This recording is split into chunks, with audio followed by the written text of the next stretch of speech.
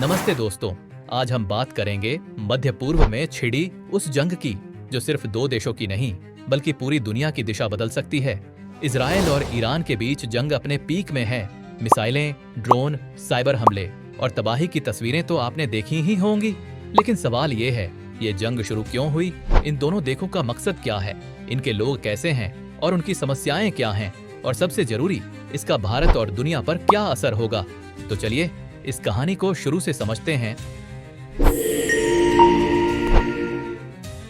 Israel एक छोटा लेकिन बेहद ताकतवर देश है जो 1948 में बना था और मध्य पूर्व में स्थित है। इसकी आबादी लगभग 90 लाख है, जिसमें ज्यादातर यहूदी हैं, लेकिन 20% अरब भी यहाँ रहते हैं। इजराइल की सबसे बड़ी ताकत उसकी मिलिट्री और टेक्नोलॉजी है। इसका आयरन डोम सिस्टम दुनिया का सबसे एडवांस्ड मिसाइल डिफेंस सिस्टम माना जाता है, जो दुश्मन की मिसाइलों को हवा में ही मार गिराता है। लेकिन इजराइल की सबसे बड़ी परेशानी है इसका पड़ोस। ईरान, सीरिया और लेबनान जैसे देश इसे दुश्मन मानते हैं। इजराइल के आम लोग हमेशा रॉकेट हमलों और आतंकी हमलों के खतरे में जीते हैं। तेल अवीव जैसे शहरों में लोग अक्सर बम शेल्टर्स में रात बिताते हैं, क्योंकि कब सायरन बजे और हमला हो जाए कोई नहीं जानता।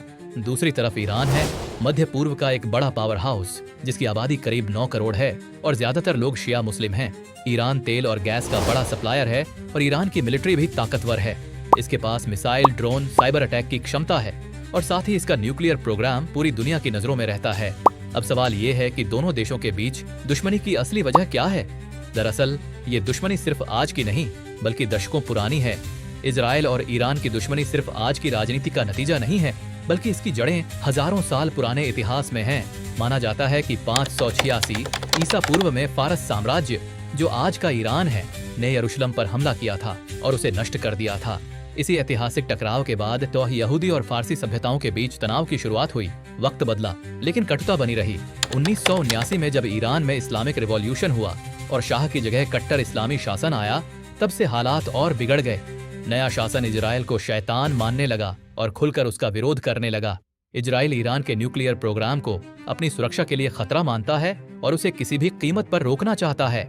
इसके अलावा ईरान फिलिस्तीन के चरमपंथी संगठनों जैसे हमास और हिजबुल्लाह को हथियार और फंडिंग देता है, जो इजराइल पर हमले करते हैं। इजराइल को डर है कि ईरान चोरी छिपे न्यूक्लियर हथियार बना रहा है, जो भविष्य में इजराइल के अस्तित्व के लिए सीधा खतरा बन सकता है। वहीं ईरान का दावा है कि इजराइल और अमेरिका उसके खिलाफ लगातार साजिशें कर रहे हैं ताकि वहां की सरकार को अस्थिर किया जा सके। इस टकराव की सबसे बड़ी लड़ाई है न्यूक्लियर पावर और मध्य पूर्व में दबदबा कायम करने की होड़। इजराइल किसी भी कीमत पर नहीं चाहता कि ईरान परमाणु शक्ति बने, जबकि ईरान को लगता है कि ये उसका हक है। 12 जून 2025 को इजराइल ने ऑपरेशन राइजिंग लायन लॉन्च किया, जो इतिहास के सबसे बड़े एयर स्ट्राइक्स में से एक साबित हुआ। इस ऑपरेशन में 200 से ज्यादा फाइटर जेट्स ने ईरान के न्यूक्लियर ठिकानों, मिलिट्री बेस और कमांड सेंटर्स को निशाना बनाया।